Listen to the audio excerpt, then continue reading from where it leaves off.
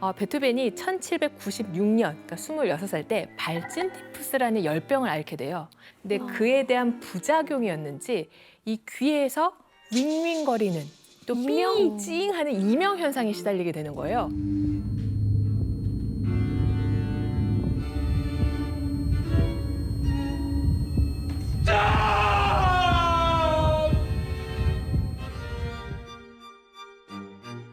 그래서 이제 의사를 찾아가서 여러 치료를 받게 됩니다.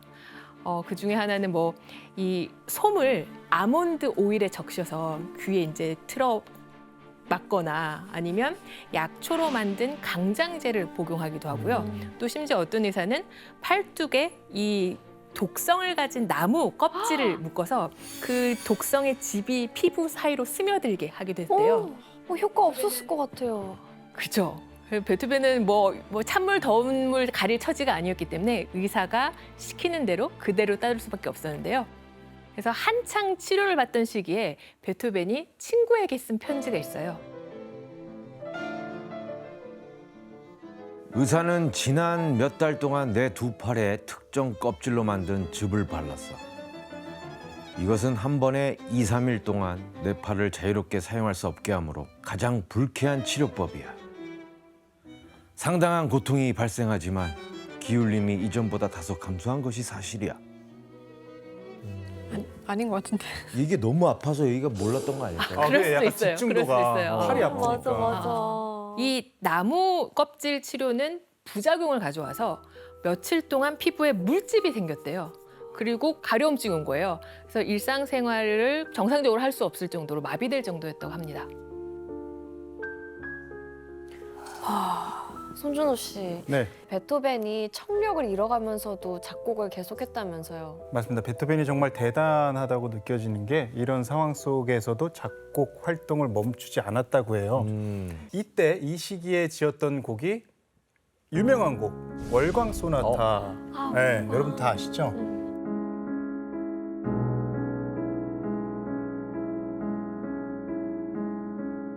이 곡을 쓰면서 베토벤이 이렇게 말했다고 합니다. 운명의 목덜미를 움켜쥘 작정이라고 하면서 아주 작곡 의지를 불태웠다고 합니다. 귀가 아픈데도. 네. 그래서 귀병 결국 나날이 심각해졌고요. 급기야는 이제 이 음악에서 악기에서 높은 음역 소리부터 희미해지기 시작하는 거죠. 그래서 요 높은 음역에서 중음역, 저음역으로 귀가 점점 안 들리기 시작했습니다. 베토벤 엄청난 스트레스에 시달렸겠죠. 그래서 의사가 이렇게 권유해요. 대도시 소음을 떠나서 평화로운 자연에 가서 청력을 한번 회복시켜보자.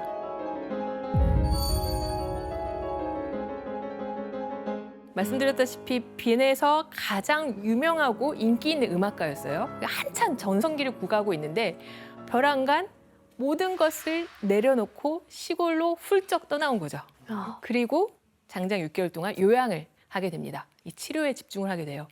이때 베토벤이 어떤 그 복잡한 신경이었는지 그 친구에게 보낸 편지로 알 수 있는데요. 한번 지연 씨가 읽어줄까요? 참으로 비참한 삶을 살고 있음을 고백해야겠네. 만나는 사람들에게 내 기가 먹었소 라고 말하고 다닐 수는 없는 노릇이니 말이야. 다른 직업을 가졌더라면 이런 질환쯤 적당히 대처할 수도 있었겠지. 하지만 음악가에게는 끔찍한 장애가 아닌가?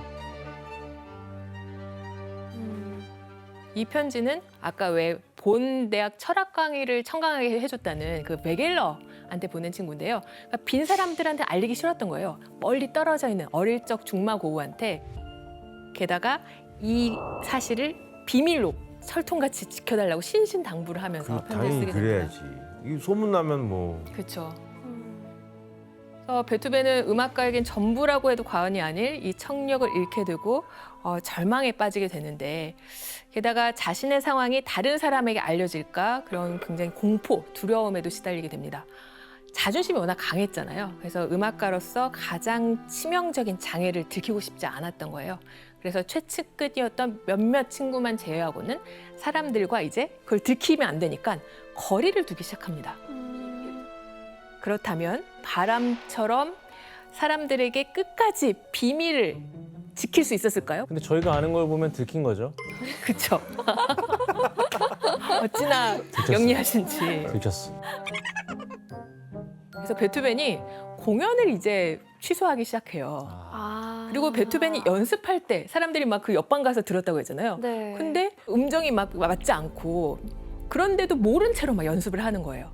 그래서 사람들이 이상하게 여긴 거죠.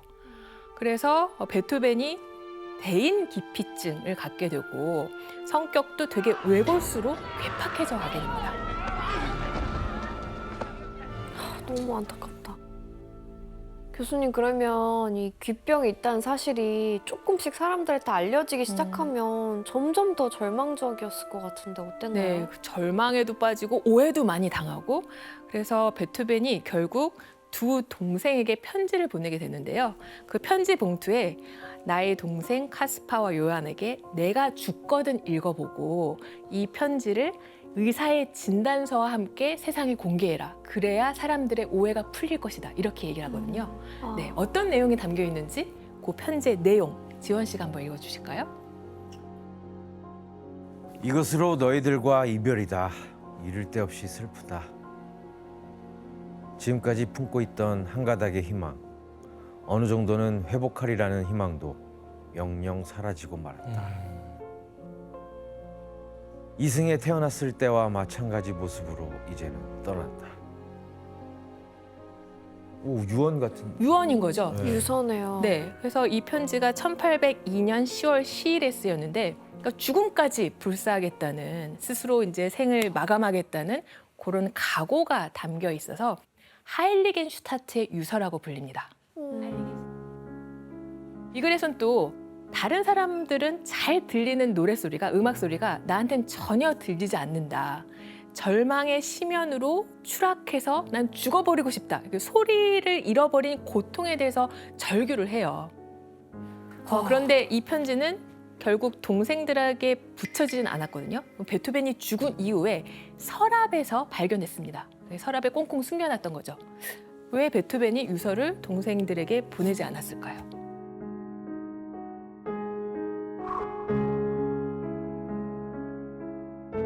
희망 조금 남아 있었어요. 네. 가혹한 운명에 대한 넋두리가 담긴 막 이렇게 편지로 막 낙담하다가 이 편지를 쓰다 보니 감정이 정화되면서 희망의 실마리를 잠게 되는 거죠. 내면에 있는 모든 악상을 불러내기 전에 세상을 떠나는 것은 억울하다. 옳다면 오라. 나는 용감히 맞서겠다. 너무 멋있다. 사실 세상을 원망할 수밖에 없는 상황이잖아요. 왜 하필 나한테 이런 일이. 근데 그런 거를 승화시켜서 계속 음악을 했다는 게 진짜 위인이 많네요. 네, 그래서 이렇게 삶과 죽음의 갈림길에서 베토벤은 음악을 선택했고 이때부터 베토벤은 뭐 신체적인 한계 또 음악적인 한계 같은 것들을 뛰어넘으면서 무너뜨리면서 창작의 본물을 터뜨리게 됩니다. 바야흐로 이제 악성 베토벤의 시대를 본격적으로 열게 된 거죠. 아, 본격적으로요?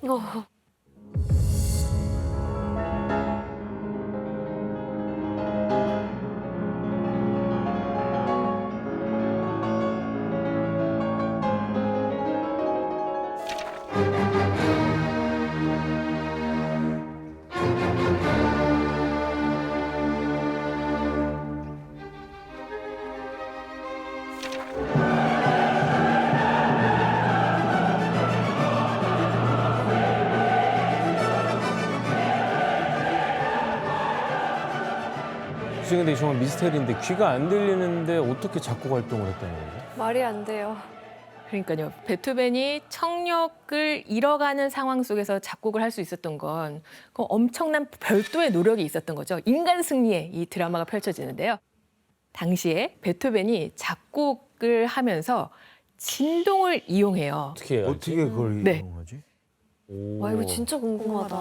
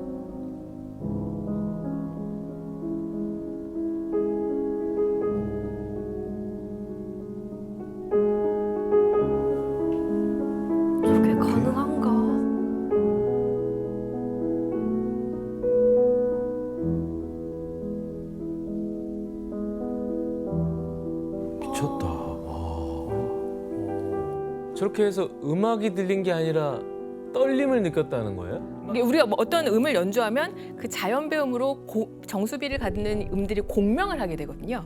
그 공명을 촉각으로 느끼고 싶었던 거죠. 대박이다. 사실 이건 영화적으로 재해석을 한 건데, 근데 당시 베토벤의 가사 도우미들이 전한 얘기에 따르면 피아노의 앞에 앉을 때마다 막대기를 입에 물고 반대쪽 끝을 악기에 접촉을 시켰대요. 그러면서 또 진동을 느꼈던 거죠.